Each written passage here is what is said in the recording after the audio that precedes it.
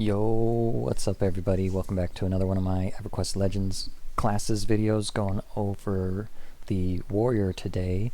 And what I like to do in these videos is give a quick overview of their strengths that I found from playing them in the pre-order, and some of their abilities and stuff like that, and then go over a little bit of the things to consider when you're picking the warrior, as well as giving a few ideas for the trios and combinations of other classes that you can get involved with them that I really like or help augment them. So getting started with the warrior, they have a ton to offer. They come with the stances of balanced stance, defensive stance, offensive stance, striker stance, as well as the unyielding invocation. And then some of their strengths, they have lots of stuff to offer. So the biggest ones for me is like they have the best mitigation. They have all of the defensive skills that you're going to want in one class, so it gives them a really high ability to avoid incoming damage. They're also going to have innate magic resistance to them, which helps them avoid the spell damage. They have high AC caps and things like that. They also have a higher health pool than the other classes, so all around I think that makes them the best mitigator of damage. They're going to absorb a lot. They also have something like innate health regen a little bit. I think it's negligible, but it does add up. So it's all part of that kit that helps them really tank well. And then on that, they also have their cleave ability, and I mentioned the rampage ability as well. The cleave is going to do an attack on up to 3 enemies nearby, and whenever it's hitting, they added it so an AA recently that lets them lower the cooldown on another AA called Rampage that does a single round combat attack on all enemies in like a 40-yard radius or something. So that initially had a really long cooldown, but with I think the cleave hitting multiple targets and reducing that cooldown, you're going to see it get a little more useful. Is it going to be huge? It depends on how fast you're landing and getting to use that, but it's more damage, so more damage is always good. I'm glad that they added that in. It gets a little bit interesting too, because they have another ability when they drop below like 50% health or 40, when they get into their lower half of their health, they'll go into a last stand mode, or like I call it Rampage as well, and it'll give them more damage, more mitigation, and just kind of turn them into a force to be reckoned with. So that's something to consider, something that everybody pointed out in my other healer classes, that keeping a warrior in that range with like hots and stuff is nice. I think that's risky as well, because if you take a large damage hit, that you're just getting low and you have to recover. But if you have it set up to be there, you're able to keep your hots rolling.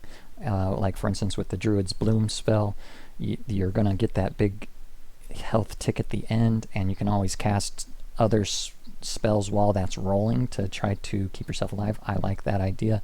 That's something I would caution you on, but what's nice with EverQuest Legends is it's fairly forgiving too. Even if you die, you can always just reattempt. You're not going to lose experience and stuff like that. So the other big thing that the warriors have are their taunts. The other tanks have taunts as well, but what the warrior has is a leap AA that lets them jump into, it basically just moves you to the monster that you're targeting, and taunts an AoE taunt that gives you a large amount of threat. So it does have a cooldown and it can be resisted, but it's a really strong skill for holding aggro for the warriors.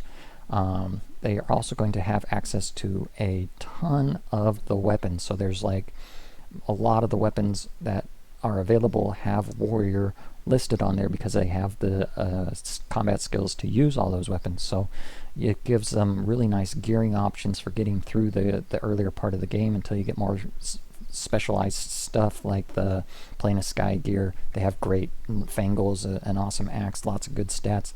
They have really great gearing options, which is something I really like about the warrior.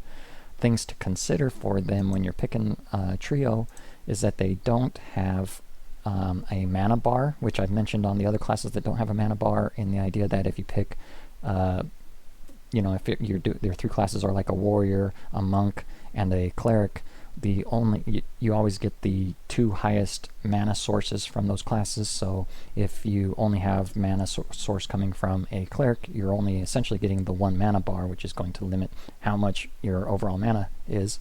It's just something to consider when you're picking your trio, so I look out for that. They don't have a way to escape the combat, so, you know, no feigned death or anything like that, so they're pretty much in the fight, or they're going to be hoofing it to get away. It's something I look out for. Their sustains is tough because they don't have an innate way to really heal themselves, so that's something that you're going to be wanting to look out for. And then they don't have a way to slow the enemy's attack rate or haste themselves, so those are all things that I'm looking for when I'm building out a combo with the warrior.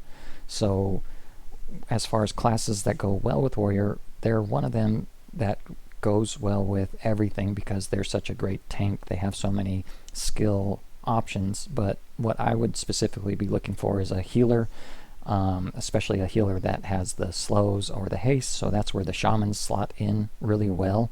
You're able to give them the heals, the haste for themselves to attack more, and the slows on the enemy, which in the higher difficulty raid bosses is huge. There's other ways you can also do, like a cleric and an enchanter or something. A warrior cleric enchanter gives you a really well-rounded, you know, big heals, lots of buffs, great way to slow the enemy, to crowd control and stun for control. Lots of people will put in stuff like a necromancer or a wizard, so that you're able to, you know, specifically with like a necromancer, you're able to life tap and heal yourself, get a lot of sustain. You're able to, you know, put dots on and stuff like that. With the wizard, you're able to punch out huge nukes in like an inversion stance and hit a nuke to hold aggro and secure that aggro in there. So lots of interesting ways. I also really like the idea of monks and rogues on there because of the high skill caps that they get on their skills, which is going to help the warrior's mitigation even further than what they already have. So lots of interesting ways to augment the warrior. I think it's just a really strong class. I love the cleave ability, hitting multiple things. Let me know in the comments what kind of class trios you're coming up with on the warrior. And as always, I really appreciate you watching these videos and all the support that I've been getting. Thank you so much, and we'll see you on the next one. Have a good one.